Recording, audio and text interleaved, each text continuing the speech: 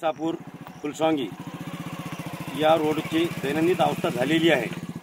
माझे मित्र संजय जाधव यांनी याबद्दल वरिष्ठांना बोलणं केलं, पण याकडे कोणी लक्ष देत नाही।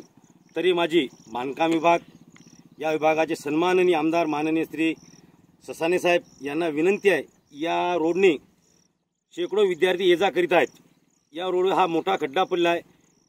एखादी दुर्घटना होण्याच्या आधी हा रोड त्वरित बांधकाम विभागाने चालू करण्याचे आदेश द्यावे व बांधकाम विभागाने काळजीपूर्वक हा रोड व्यवस्थित करून द्यावा एवढी विनंती। 3D न्यूज मध्ये आपल्या सर्वांचे स्वागत। 3D न्यूज आता संपूर्ण महाराष्ट्रभर 3D न्यूज मध्ये प्रतिनिधी नेमणूक चालू आहे। तसेच स्क्रीनवरती दिलेल्या नंबरवरती कॉल करा आणि आमच्या 3D न्यूज चॅनलचे अधिकृत प्रतिनिधी व्हा।